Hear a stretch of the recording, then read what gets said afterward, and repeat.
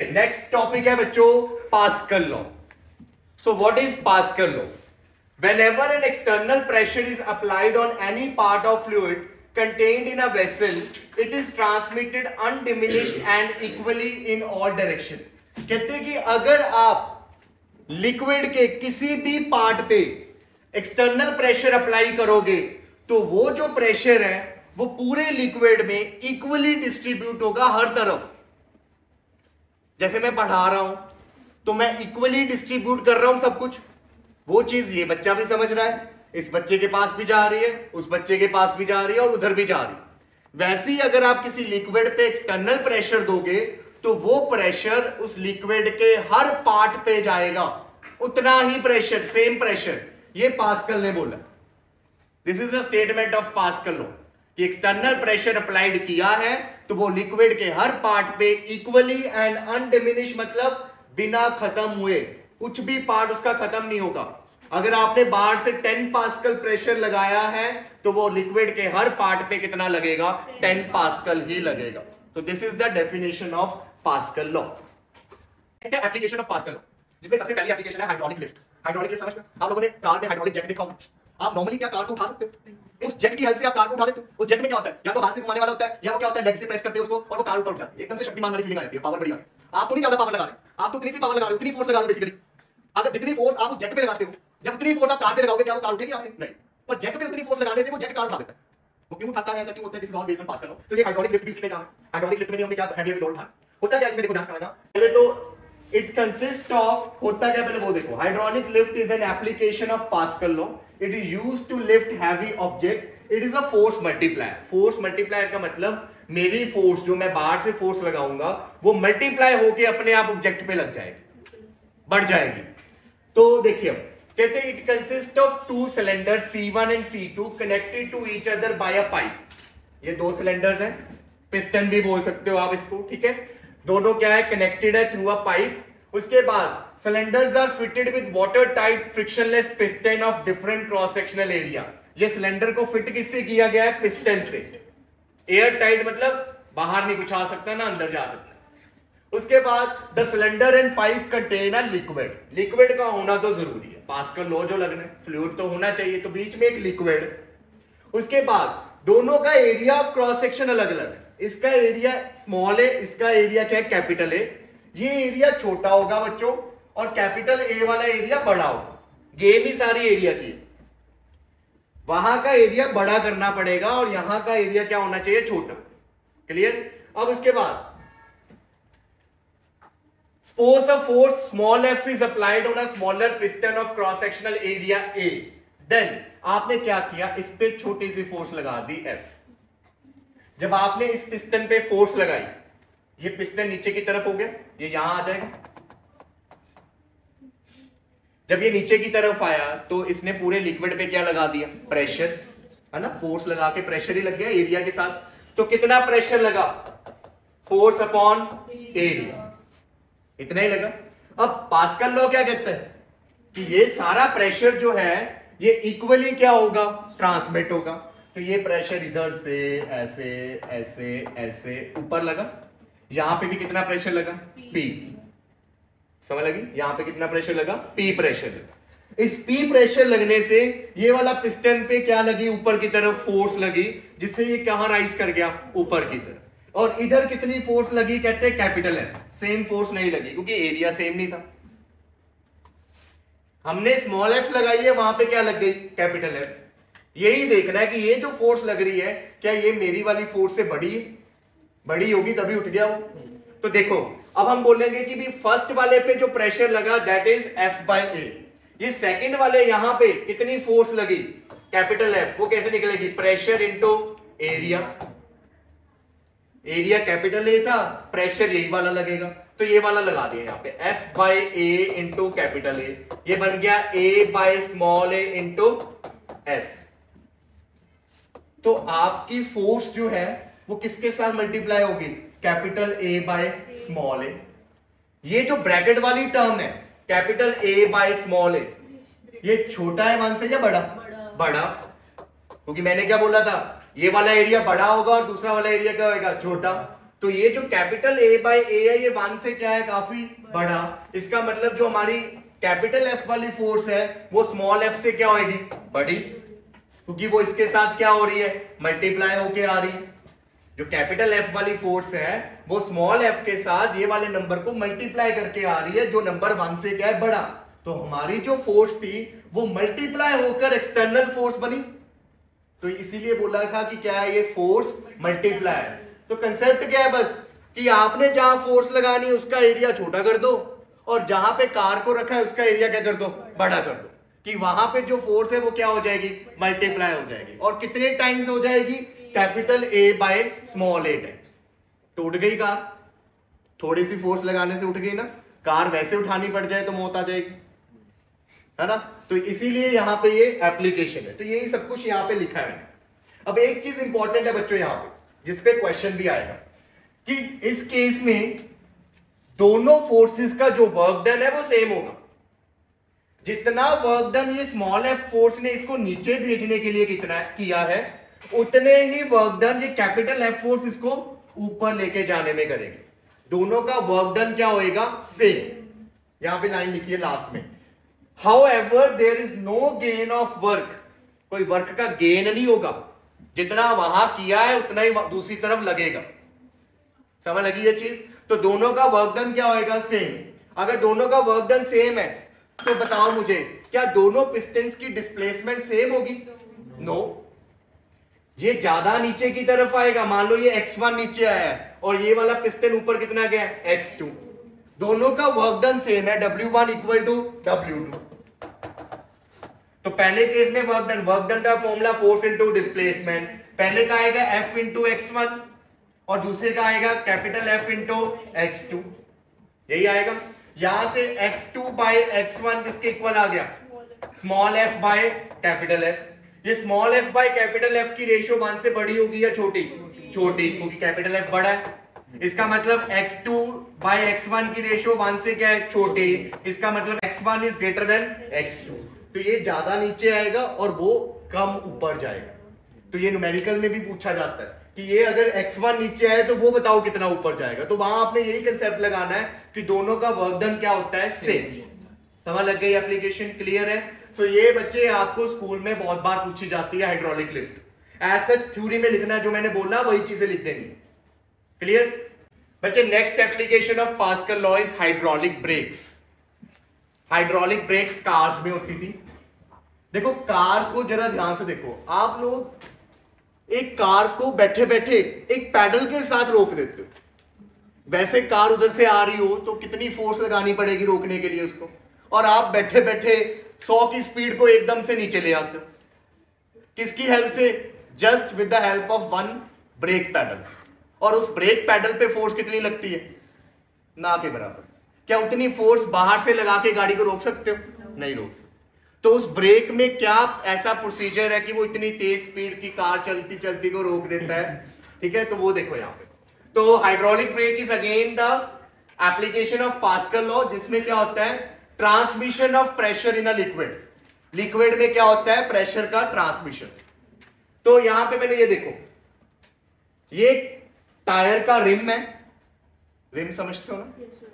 तो ये है आपका ब्रेक पैडल।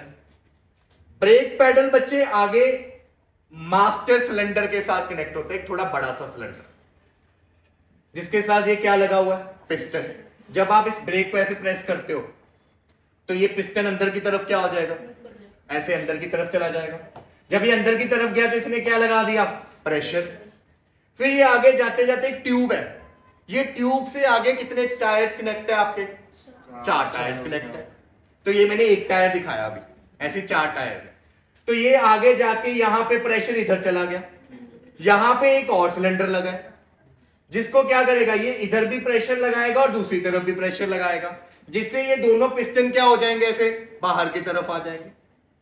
हुआ क्या, पहले आपने ब्रेक लगाई, मास्टर सिलेंडर अंदर की तरफ धसा, जिसने प्रेशर लगाया, पूरी ट्यूब में प्रेशर आगे जा रहा है। आगे जो एक अपना रिम आया व्हील का, उसमें जाके एक और सिलेंडर लगा हुआ है जिसमें 2 पिस्टन लगे हैं। जैसे ही प्रेशर ट्रांसमिट करके आया, वो पिस्टन को ऐसे प्रेशर लगाएगा, वो पिस्टन जो ऐसे थे इस तरह हो जाएंगे।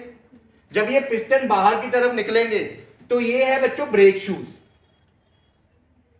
ये जैसे ही पिस्टन बाहर की तरफ जाएगा तो ब्रेक शूज ऐसे हो जाएंगे इस तरह, और ये ब्रेक शूज किसके साथ टच हो जाएंगे? रिम के साथ, जो फ्रिक्शन की हेल्प से इसको क्या कर देगा? रोक देगा। जब तक आप प्रेस करके रख रहे हो प्रेशर ट्रांसमिट होगा, ये जो पिस्टन है दोनों ऐसे खुल जाएंगे और वो जो ब्रेक शूज है वो किसके साथ टच हो जाएंगे? रिम के साथ। साइकिल में ब्रेक देखी है ना, क्या होता था? आप ब्रेक ऐसे प्रेस करते थे, वो ब्रेक शू होती थी जो टायर के साथ ऐसे साथ में लग जाती, वही सेम है। बस यहां पे किसकी हेल्प हो रही है? ये सिलेंडर्स की, पिस्टन्स की। क्लियर? अब क्या होता है, जैसे ये तो एक टायर की है, प्रेशर तो सभी में गया है, तो चारों टायर्स में एक ही तरह का प्रेशर जा रहा है। ये नहीं कि किसी में प्रेशर ज्यादा जा रहा है, किसी में प्रेशर कम, क्योंकि सिमेट्रिकली कार रुकनी चाहिए। अगर पीछे के जल्दी रुक गए, आगे के चलते गए तो प्रॉब्लम, आगे के जल्दी रुक गए, पीछे के चलते रहे तो प्रॉब्लम। तो हम चाहते हैं सारी ब्रेक सिमेट्रिकली लगे, नहीं तो कार का बैलेंस क्या हो जाएगा? डिसबैलेंस, है ना? तो उसमें इसीलिए ये सिस्टम लगाया गया कि चारों जो है टायर्स उनमें ब्रेक इकट्ठे लगेगी, क्योंकि इक्वली प्रेशर जाएगा। अब देखो उसके बाद ये बीच में स्प्रिंग भी लगा है। ये स्प्रिंग का भी बहुत रोल है। आपने जैसे पैडल से पैर उठाया तो वो पिस्टन वापस भी तो आने चाहिए, तो वो पिस्टन को वापस कौन लेके आएगा? स्प्रिंग। स्प्रिंग जब पहले क्या हुआ, ऐसे स्प्रिंग क्या हो गया था? स्ट्रेच हो गया था, तो स्प्रिंग के अंदर कौन सी फोर्स आ गई? Restoring force. जैसे ही आपने पैर हटाया, स्प्रिंग की रीस्टोरिंग फोर्स ने उनको दोबारा से क्या कर दिया? ब्रेक शूज को वापस खींच दिया और टायर फ्रीली मूव करना शुरू। तो यही बच्चों सब कुछ यहां पे लिखा हुआ है जो मैंने बोला। अब थ्योरी लिखनी पड़ेगी आपको एग्जाम में, पहले कंस्ट्रक्शन लिखी या मास्टर सिलेंडर, छोटा सिलेंडर, बड़ा सिलेंडर, ये सब कुछ। उसके बाद वर्किंग में भी सब कुछ यही लिखा है, एडवांटेज में भी यही लिखा है कि एक तो सभी तरफ इक्वली प्रेशर जाता है और दूसरा आप बाहर से छोटी सी फोर्स लगाते हो रोकने के लिए।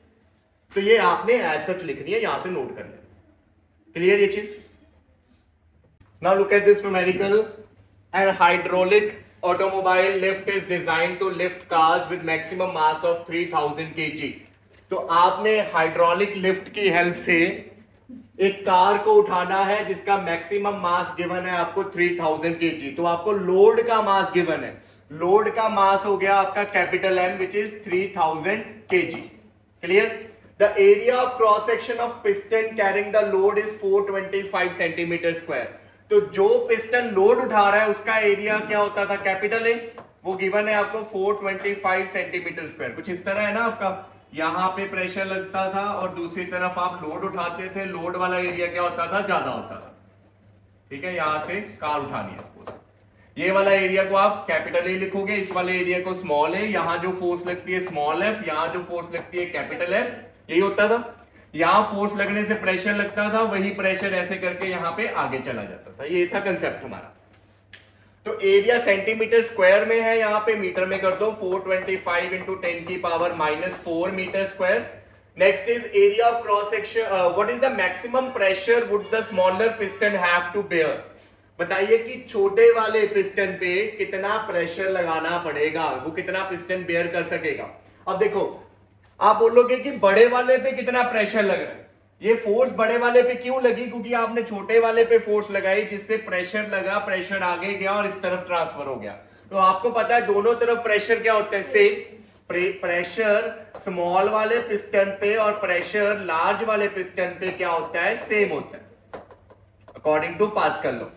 तो लार्ज वाले पिस्टन पे तो प्रेशर निकाल सकते हो ना। अब लार्ज वाले पिस्टन को देखो, ध्यान से समझना इस चीज को, इसका वेट कितना है?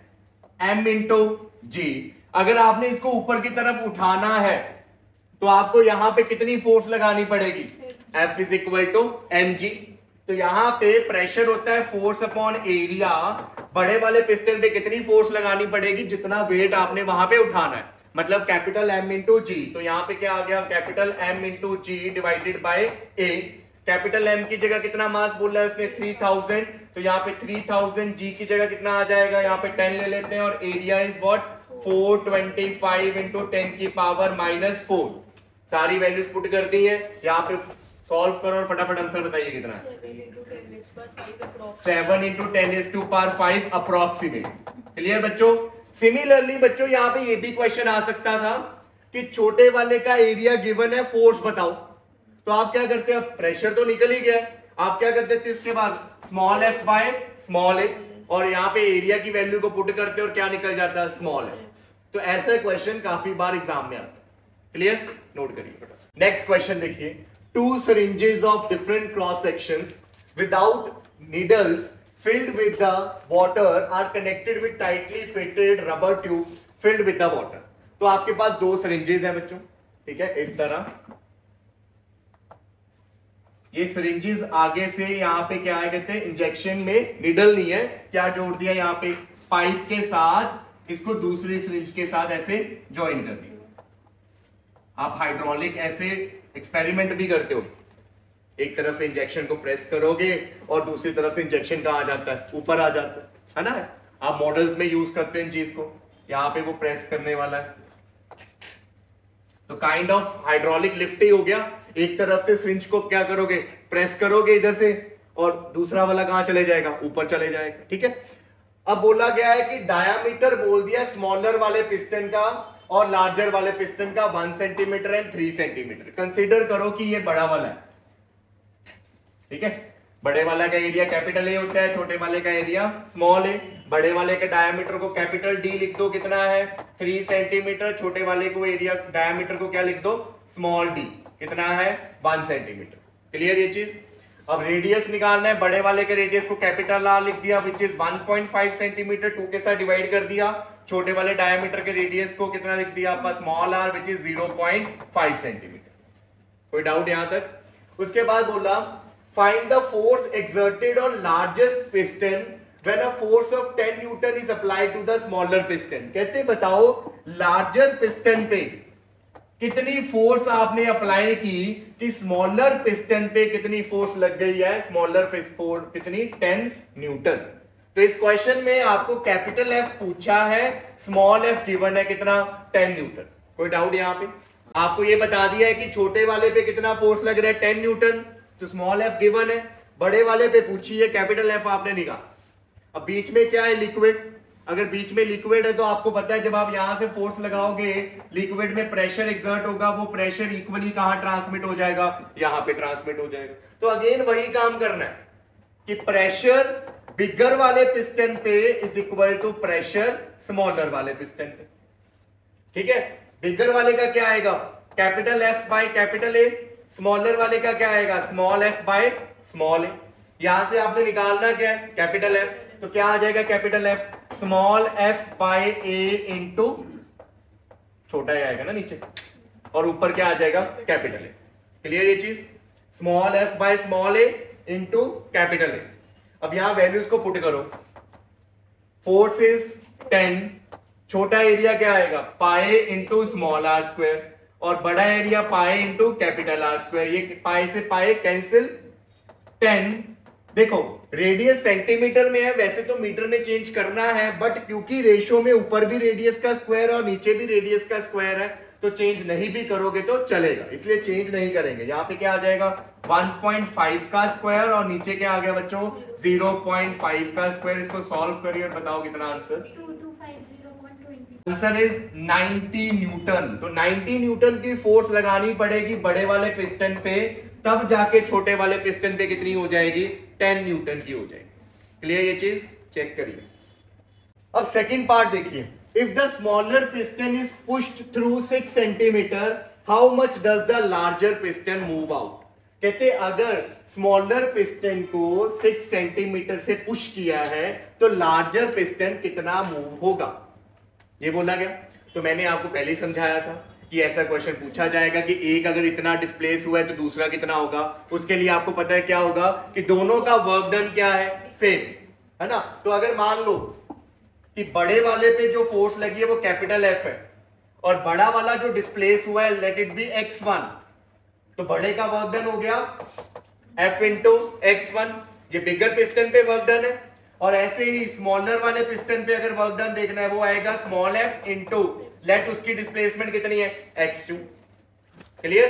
तो बिगर वाले का वर्क डन और स्मॉलर वाले पे जो वर्क डन है वो दोनों क्या है, इक्वल। तो आप लिखोगे work done on smaller piston is equal to work done on bigger piston.